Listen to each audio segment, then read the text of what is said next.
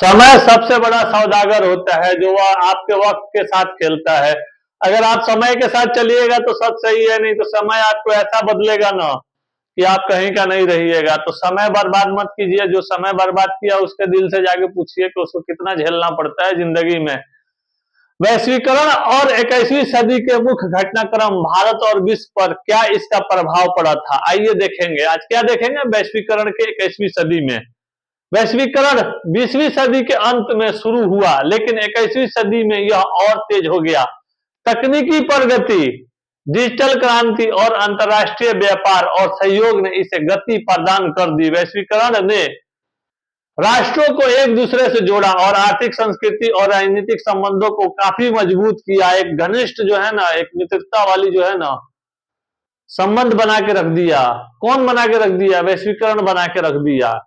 Globalisation जो है ना सारे लोगों को लाके जोड़ दिया एक दूसरे में। वैश्वीकरण और 21वीं सदी के प्रमुख आयाम, आर्थिक आयाम है, विश्व स्तर पर है ये। बहुराष्ट्रीय कंपनियों का विस्तार हुआ, इतना ज्यादा कंपनियां, एक्सपेंडिचर जो है आप पढ़िएगा ना इकोनॉमिक में, कैसे कैसे जो है ना आप आउटसोर्सिंग और रिसोर्सिंग के बारे में पूरा आप लोग पढ़िएगा उसमें, ठीक ना। मैं बता भी चुका हूं, पहले पढ़ा भी चुका हूं। हमारा लेक्चर देखिएगा तो आप लोग को समझ में आएगा। व्यापार समझौते, WTO, NAFTA, RCEP का प्रयास, वैश्विक आपूर्ति श्रृंखला का निर्माण। 1991 की उदारीकरण नीति के बाद भारत ने वैश्विक बाजार में खुद को एक प्रमुख खिलाड़ी के रूप में स्थापित किया है। IT सेक्टर, सॉफ्टवेयर सेवाओं और आउटसोर्सिंग में वृद्धि हुई है। भारत स्टार्टअप हब बना हुआ है।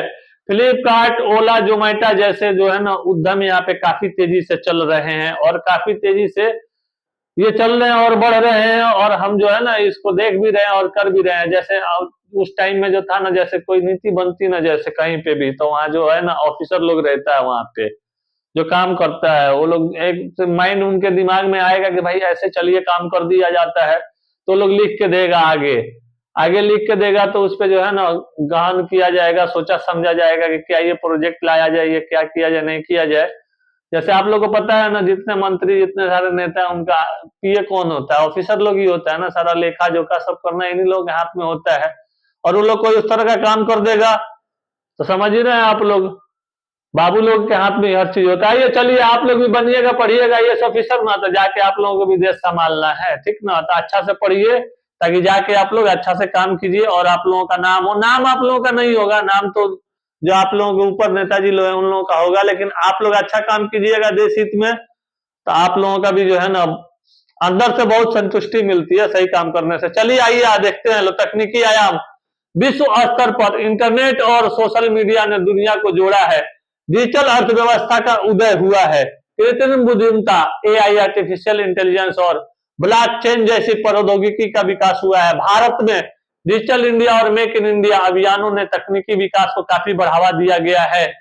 यूनिफाइड पेमेंट इंटरफेस UPI ने डिजिटल लेन देन को क्रांति लाई है। इंटरनेट की सस्ती पहुंच, जियो का प्रभाव, सामाजिक और सांस्कृतिक आयाम, विश्व स्तर पर सांस्कृतिक आदान प्रदान और विश्व एवं वैश्विक पहचान का निर्माण हुआ है। हॉलीवुड के पॉप और अन्य उत्पादों को वैश्विक पहुंच बनाई गई है। सांस्कृतिक के तौर पे उत्पादों को वैश्विक क्यों बनाई गई है? इसलिए प्रवासन और सांस्कृतिक समाजों का एक निर्माण हो सके। भारत में भारतीय संस्कृति, योग, बॉलीवुड ने वैश्विक पहचान बनाई गई, ताकि पश्चिमी फैशन, खान पान और जीवन शैली का जो है ना इस पे काफी प्रभाव पड़ता भी है। देखिए ना, कल हमारे हीरो लोग हैं, अगर कल फटा पैंट पहन के आ गए तो समाज में वही लोग जो है ना फटा पैंट पहन के, अगर इधर से बाल इधर से साफ कर दिया तो कल के लोग वो भी आके इधर से बाल साफ कर लेगा, नकल करेगा, बोलेगा अरे आई एम हीरो। समझ रहे हैं, यही चीज है।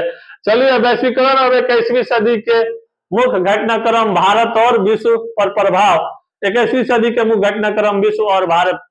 2001 में 9/11 हमला और आतंकवाद के खिलाफ युद्ध जो है ना काफी पूरे विश्व लेवल पे चला। विश्व स्तर पर अमेरिका पर आतंकवादी हमला, अलकायदा का उदय, अफगानिस्तान और इराक में युद्ध, वैश्विक आतंकवाद के खिलाफ सहयोग, भारत पर प्रभाव। 2008 में वैश्विक वित्तीय संकट, विश्व स्तर पर अमेरिका बैंकिंग प्रणाली का पतन और वैश्विक मंदी। देखिए, जो अफगानिस्तान में इतना साल जो वार चला ना, अभी जो सीरिया में चल रहा है उससे क्या इकोनॉमिक प्रभावित नहीं होगी? जो पैसा जितना कर्ज लेके जितना आप डिस्ट्रक्शन की तरफ बढ़िएगा ना, आप अगर डिस्ट्रक्शन की तरफ बढ़िएगा तो आपका कंस्ट्रक्शन ठप हो जाएगा। ये मान के चलिए एक टाइम ऐसा आएगा, देखिए ट्रांसपोर्ट है, ट्रेड कॉमर्स है, समझ रहे हैं आप लोग, इंडस्ट्रियल जो है उसका काम सारा बाधित हो जाएगा। अब तेल हमें मिलेगा ही नहीं। आज अगर पूरा हेवी लेवल पर अगर वार छिड़ जाए तो तेल के बगैर कोई काम होना नहीं है, समझ रहे हैं आप लोग। हम कहीं आ जा नहीं सकते बहुत ज्यादा। अब कितना आप लोग चलिएगा। चलिए आगे आइए। भारत पर प्रभाव। भारत की अर्थव्यवस्था प्रभावित हुई, लेकिन घरेलू मांग के कारण यह जल्द ही संभल गई थी। विदेश निवेश में कमी। 2016 BREXIT और वैश्विक राजनीति में बदलाव। विश्व स्तर पर जो हुआ था, इसका क्या हुआ था, विश्व स्तर पे जो है ना यहाँ पे बदलाव करनी पड़ी थी। अगर हम बदलाव नहीं करते तो हम झेल नहीं पाते, समझ रहे हैं आप लोग। अगर बाहर की कंपनियां यहाँ नहीं आती और हम यहाँ से आउट ऑफ सोर्सिंग नहीं करते तो यहाँ कोई इनकम नहीं होता। हमारे पास इनकम नहीं होता तो फिर हमारी अर्थव्यवस्था बिल्कुल चली गई होती। आज भी हमारे ऊपर बहुत ज्यादा कर्ज है, समझ गए आप लोग। इसके लिए भी जो है ना काम करना पड़ेगा। और देखिए सबसे ज्यादा जो देश जितना अपने आप को अभी विकसित बोल रहा है ना, वो उतने ही उसके ऊपर कर्ज है। लेकिन वो कर्ज करने का क्या है, वो मार्केट का हो रहा है। अभी मार्केट के लिए जगह जगह है ना डिस्ट्रक्शन चल रहा है। आज जो लड़ाई चल रही है पूरे जगह पे क्या है, तेल की लड़ाई है, मार्केट की भी लड़ाई है एक तरह से देखिए, और एक फिलिस्तीन की लड़ाई है। वो तो खैर वहां मजहबी लड़ाई भी है और वहां पे भी इंक्रोचमेंट है। हर चाहता है इंसान कि हम अगला को दबा के अपना जो है ना प्रभुत्व स्थापित कर लें। ये साम्राज्यवादी हो रहा है, ऐसे नहीं चला आ रहा है, शुरू से ही आ रहा है। जब आप नवपाषाण काल में जाइएगा ना, जब आप हड़प्पन सिविलाइजेशन में जाइएगा ना, तो चोरी तो उस टाइम में भी थी। वहां पे भी दखल, इधर का उधर, उधर का उधर, 3-5 इंसान शुरू से 3-5 वाला आदमी आ गया दुनिया में, समझ रहे हैं आप लोग। तो ये चीज है। चलिए आइए देखते हैं भारत पर प्रभाव।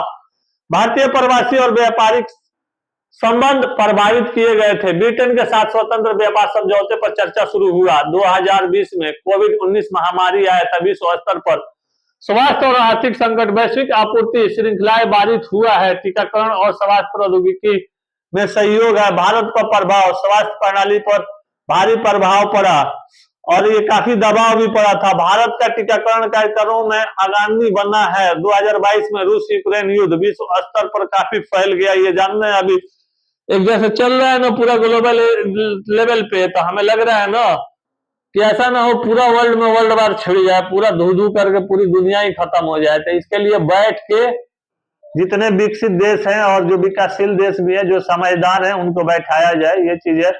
अब ये नहीं कि नॉर्थ कोरिया वाले हैं वो तो मार देंगे धड़ाम से कि बार भाई इधर उधर हुआ तो सब खत्म, समझ गए आप लोग।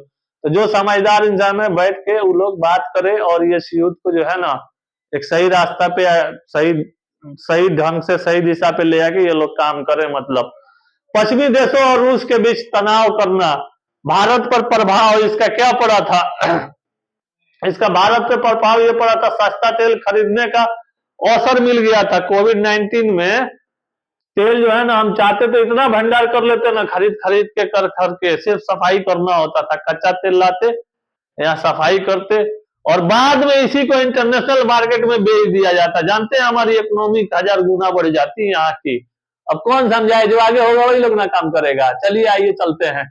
भारत की कूटनीति तटस्थ रही है। वैश्वीकरण और भारत चुनौतियों और अवसर। चुनौतियां आर्थिक असमानताएं, वैश्विक बाजारों पर अत्यधिक निर्भरता, पर्यावरणीय समस्याएं। अवसर भारत का आईटी और सेवा क्षेत्र वैश्विक स्तर पर प्रतिस्पर्धी है।